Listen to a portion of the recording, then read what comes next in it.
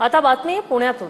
पुणे पालिका दीनानाथ रुग्णालयाला थकीत करासाठी नोटीस देणार आहे। दीनानाथ मंगेशकर रुग्णालयाकडे 27 कोटींचा मिळकत कर थकीत आहे, तर दीनानाथ रुग्णालयात अंगावरील कपडे आणि सोनं पाहून प्रवेश दिला जात असल्याचा आरोप धंगेकरांनी केलाय।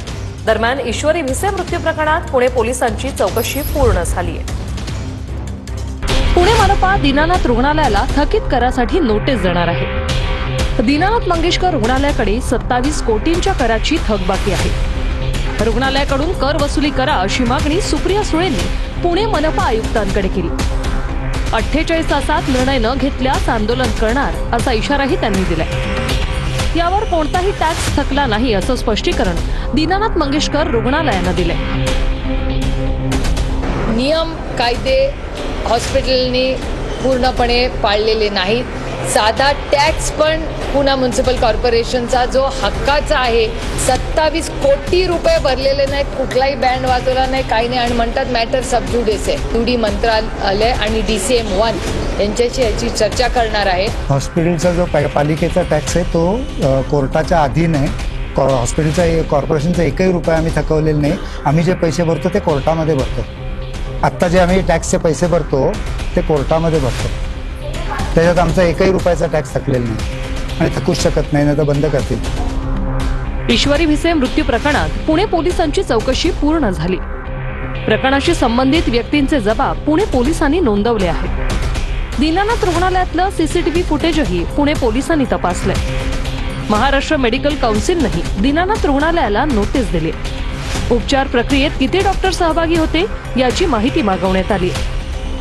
ईश्वरी भिसे मृत्यू प्रकरणात राज्याच्या आरोग्य विभागाच्या सचिवांच्या अध्यक्षतेत मुंबईत बैठकही पार पडली। दीनानाथ रुग्णालयात अंगावरील कपडे आणि सोनं पाहून प्रवेश दिला जातो असा आरोप धंगेकरांनी केलाय। त्या ठिकाणी बघितलं रुग्णांना कधीही त्या ठिकाणी सुविधा सर्वसामान्य सुविधा मिळत नाही। पंचतारीख हॉटेलच्या पुढचं त्या दवाखान्याचं सगळं सिस्टीम आहे। तिथं पेशंटचे कपडे आणि पेशंटच्या अंगावर असलेले दागदागिने बघूनच आतमध्ये त्यांना प्रवेश दिला जातो, नाहीतर त्यांना दवाखान्यामध्ये आत बी घेत नाही अशी परिस्थिती। रुग्णाच्या नातेवाईकांकडे डिपॉझिट मागितल्याची कबुली डॉक्टर केळकरांनी दिली होती। यावेळी केळकरांनी वापरलेल्या राहू केतू शब्दामुळे वाद सुरू झालाय। डिपॉझिट मागायची पद्धत डॉक्टरांकडनं नाहीये, हा आमचा ऍडमिशनचा पेपर आहे। त्या पेपरवर खर्चाचे अंदाजपत्रक असे लिहिलेले, हा छापील पेपर प्रत्येक रुग्णाला हा दिला जातो। डिपॉझिट लिहायची पद्धतच नाहीये, परंतु काही कारणाने त्या दिवशी राहू केतू काय डोक्यात आला, डॉक्टरांनी एक चौकन करून त्याच्यामध्ये 10 लाख डिपॉझिट लिहिलंय। ही गोष्ट खरी आहे। राहू केतू हे देशभरात सर्वत्र घुसले आहेत। जिथे जिथे भाजपच्या विचारांचे लोक आहेत, हे जे म्हणतात राहू केतू वगैरे, हे सगळे मोदी शहा आणि भाजपचे अंधभक्त आहेत।